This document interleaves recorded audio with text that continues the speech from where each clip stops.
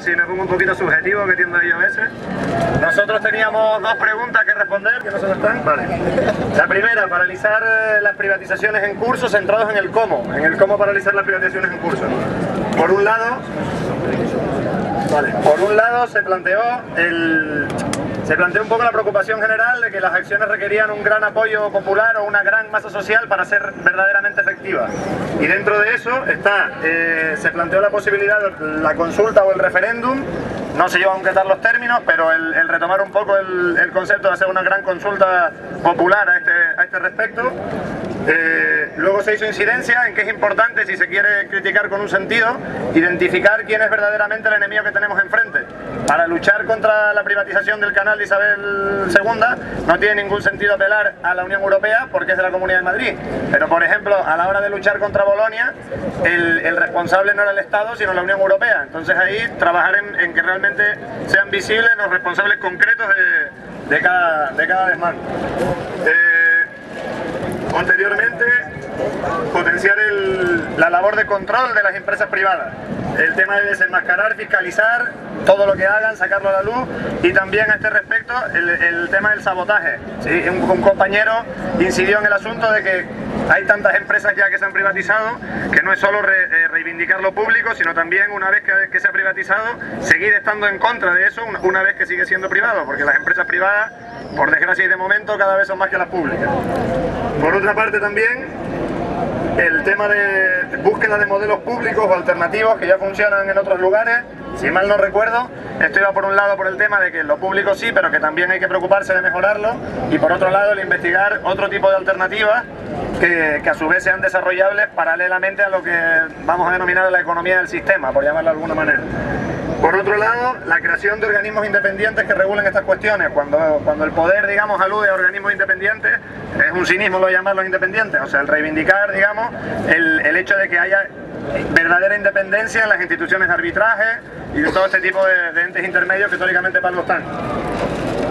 Y por último, el llevar a cabo acciones directas, no violentas, que este es el segundo punto que tratamos, de boicot, sabotaje. Se puso como ejemplo la acción del metro, no solo el yo no pago, sino la de parar los vagones.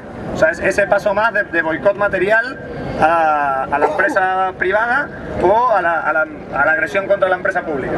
Y dentro de esto, en el segundo y muy polémico punto, de mantenernos como un movimiento no violento, pero seguir profundizando en el debate de violencia-no violencia y crear una base de pensamiento fuerte respecto a este tema.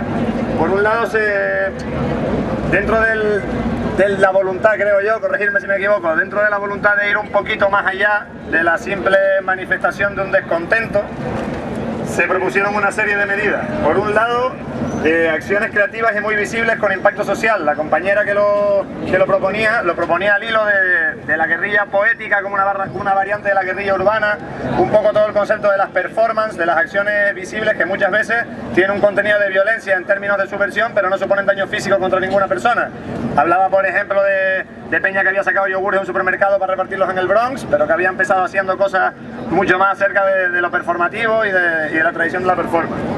Por otro lado, acordamos, los que estábamos allí, declararnos en contra, por un lado, de la violencia estructural, que por no liarme, porque ya lo dijo un compañero antes, de la violencia que ejerce el poder desde el poder, considerando violencia, por ejemplo, el hecho de currar 17 horas y cobrar una puta basura, el identificar esa violencia y incidir en el discurso, en llamar a eso violencia con todas sus letras.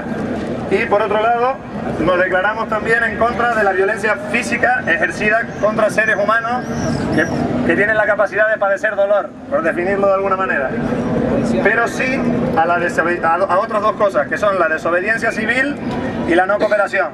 Esto todo es muy difícil de definirlo, pero la no cooperación sería la resistencia prolongada contra una determinada cuestión, es decir, vamos a suponer contra una empresa, o una huelga de consumo, o no solo, pero una resistencia prolongada en el tiempo que se base en no colaborar con ello.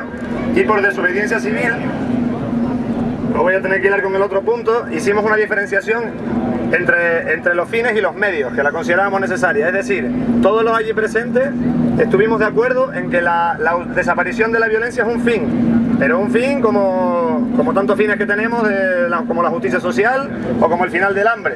Pero hay que apartar la consideración de la abolición de la violencia como fin de la consideración de la violencia como medio.